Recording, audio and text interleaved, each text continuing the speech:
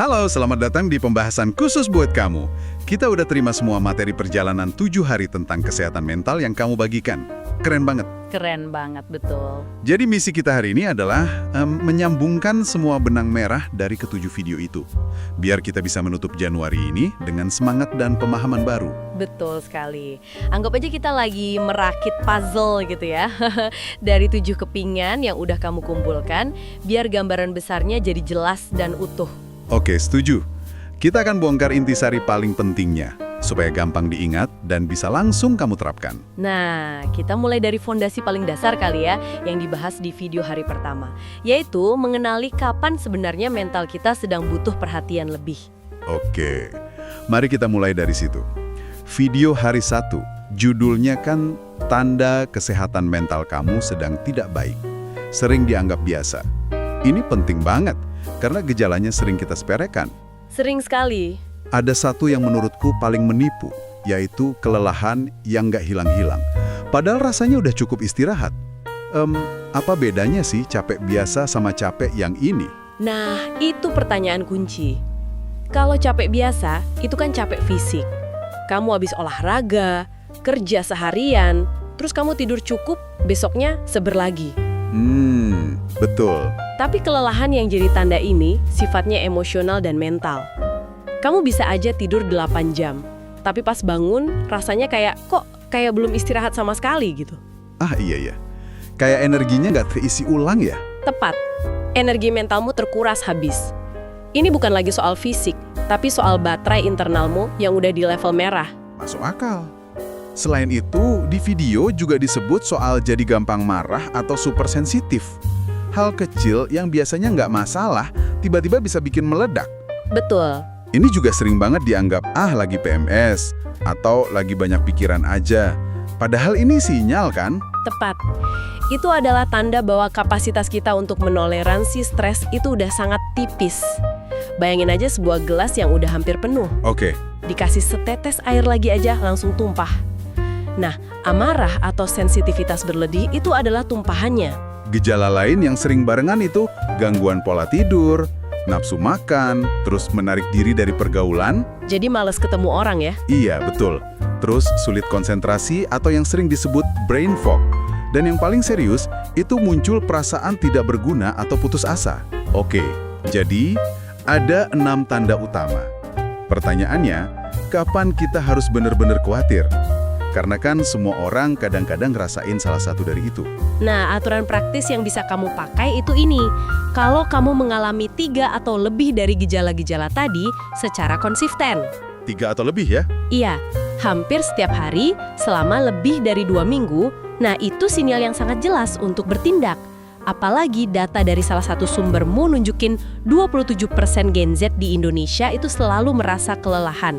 Jadi ini umum banget. Wow, 27% itu besar sekali. Besar. Yang menarik di sini adalah betapa pentingnya deteksi dini.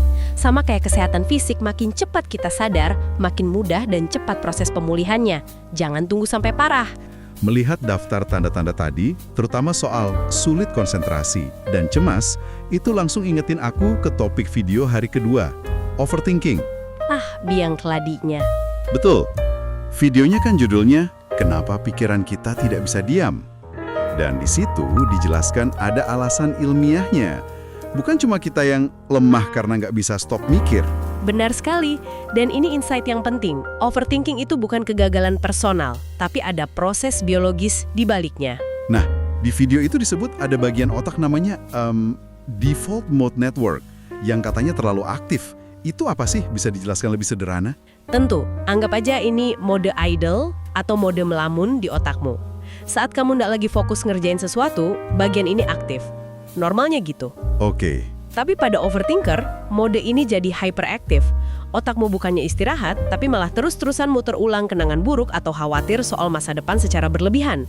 Ditambah lagi amigdala, si alarm emosi, jadi sensitif banget. Jadi setiap pikiran negatif rasanya kayak ancaman beneran ya? Persis. Makanya kita jadi susah fokus sama apa yang ada di depan mata. Oke, jadi ini bukan kita yang terlalu banyak mikir, tapi otak kita yang secara fisik kejebak dalam mode siaga dan melamun. Pantesan solusinya bukan cuma berpikir positif, tapi melakukan sesuatu yang fisik, kayak teknik STOP di video itu. Betul. Teknik ini efektif banget karena langsung menargetkan sistem saraf. Kita bedah ya. S yang pertama itu stop. Berhenti total dari apapun yang kamu lakukan, terus ambil napas dalam. Jadi beneran berhenti fisik gitu ya? Iya, berhenti. Kamu kayak nekan tombol pause di siklus pikiran yang muter-muter itu. Lalu T, take note. Sadari dan kasih label. Maksudnya gimana tuh? Kamu bilang ke diri sendiri, oke, ini cuma overthinking, ini bukan kenyataan. Memberi label seperti ini menciptakan jarak psikologis. Kamu jadi pengamat pikiranmu, bukan lagi tenggelam di dalamnya. Oke. Selanjutnya, O, observe. Rasakan sensasi fisik di tubuh. Dada sesak, perut mulas. Ini kayak mengalihkan perhatian ya? Tepat sekali. Ini mengalihkan fokus dari pikiran abstrak ke sensasi fisik yang nyata saat ini. Kamu bawa kesadaranmu kembali ke tubuh. Dan terakhir, P, proceed. Lanjutkan dengan melakukan sesuatu yang konkret. Betul. Sentuh meja di depanmu, rasakan teksturnya. Atau berdiri dan jalan sebentar. Ini maksa otak keluar dari mode melamun dan kembali ke dunia nyata. Ini nyambung banget ke pesan utama video hari ketiga. Kesehatan mental bukan soal lemah mental. Ini yang sering jadi penghalang kan? Banget. Orang merasa kalau mereka punya masalah mental, artinya mereka lemah, kurang iman, atau kurang bersyukur. Padahal, seperti yang baru kita bahas, ini soal biologi. Mari kita hancurkan mitos ini deh. Mitos pertama, masalah mental itu kelemahan karakter. Medis yang melibatkan biokimia dan struktur otak. Sama kayak diabetes, itu kondisi medis pankreas. Nggak ada hubungannya sama kuat atau lemahnya karakter. Oke, jelas. Mitos kedua, kalau aku cukup kuat, aku pasti bisa atasi ini sendiri. Nah, ini yang bahaya. Faktanya, kemauan keras aja nggak bisa memperbaiki ketidakseimbangan kimia di otak. Justru, stres kronis yang dibiarkan, itu terbukti secara ilmiah bisa merusak bagian otak yang namanya prefrontal cortex. Tunggu. Jadi stres kronis itu beneran bisa merusak bagian otak secara fisik? Bukan cuma perasaan aja? Betul sekali. Stres kronis melepaskan hormon kortisol berlebihan yang jangka panjangnya bisa jadi racun buat sel-sel saraf, terutama di area memori dan kontrol emosi. Wow. Makanya, mitos ketiga, bahwa cari bantuan profesional itu artinya menyerah, itu salah kaprah banget.